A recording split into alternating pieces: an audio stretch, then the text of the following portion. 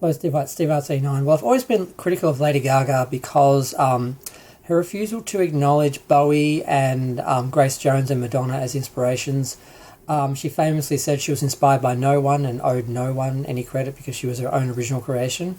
I always found that pretty offensive because she was obviously inspired by Bowie and Grace Jones, and to a lesser extent, I think Madonna, but she more modelled her career as a whole on Madonna and her fan base and how to court all those people. So I really was not impressed by that, and I kind of stopped being a fan at that point. But recently, and then of course there was the Oscar controversy where a documentary about SA in college campuses was being produced, and Diane Warren wanted someone important to sing the song to get attention to the subject. So Gaga agreed to, not because she cared about the subject, but because she thought she might get an Oscar nomination out of it, and she only agreed to sing it if they changed at least one lyric and credited her. So Diane and her sat down and changed one word in one line, so which actually wasn't as strong as the original line, so that she would, get a writing credit and would be eligible for an Oscar nomination and an Oscar win, which she got, which I don't think she earned. So I've always been critical of Gaga because of that, but I do believe in the truth and getting things correct. And something that happened recently was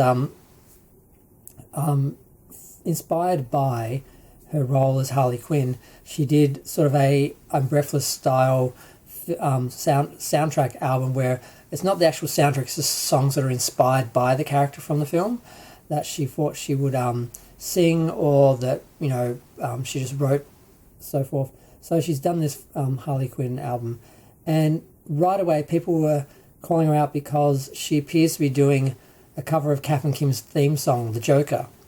I heard this and I thought, what? There's no way, after all the crap she got, because she basically stole Express Yourself from Madonna, and some other Madonna songs, honestly, if you listen, you can hear she's basically just copied those songs.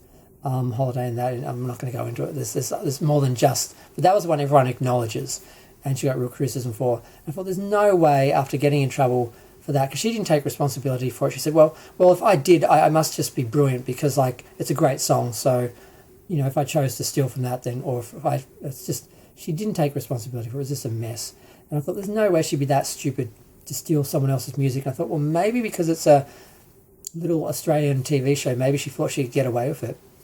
But as it turned out, and this is what I thought, it was just a cover. They didn't write that theme song for Kath Kim. It's a song called The Joker from some album called Musicals and Grease Paint or something like that. It's just some album someone did and they liked it and they used it, and Lady Gaga liked it as well and she used it. So she's just doing a cover of the same song that they used for the theme song. She didn't copy them, she didn't steal it, and the people who are saying that are stupid because they didn't do any research. It doesn't take very long to see that is a song that they covered from a 1965 album from some guy talking about performers and grease paint or something. I can't remember. That's the name of the album. I can't remember what it is now. It's probably still on my phone.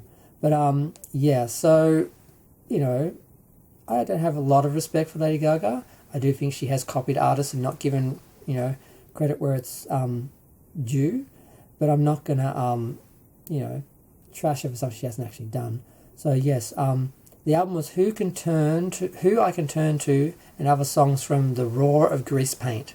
So maybe it was a film called The Roar of Grease Paint?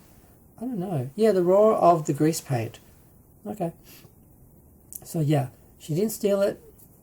She doesn't need to credit, Kath and Kim because they didn't write it. They just did a cover of it as well because they liked it just like she did. So people who are trying to act like jumping on that Lady Gaga hate bandwagon and she stole another song, save it for her actually stealing another song, which she probably will do again. I don't know. But she's since been nominated for an Oscar and won an Oscar for a song she actually wrote. So, but yeah, I don't know. I like her on some levels. I like her art in some ways, but I don't like the way she does things. She was recently on Andrew Norton though, and she was interesting on that. But yeah, so I'm conflicted with Gaga. I have a love-hate relationship. I love her music, but I hate some of the things that the way she's sort of done things. But yeah. I'm going to go. Feel free to share, like, comment, subscribe. Let me know what you think of the whole situation. And it's just really embarrassing when people jump on things and don't check. Now, I've jumped on things where I thought someone checked and I thought they'd actually done, the legwork, and then found out later they didn't and they were wrong. It's annoying, but as long as you correct stuff later, I think it's fine. But when people double down and act like no because they're invested in that story or that outcome or that gossip or whatever, or that accusation or whatever, that's when it gets sad. So, so people screwed that up, and I just want to comment on it because at first I was like, oh, how dare she? Surely she wouldn't do that again.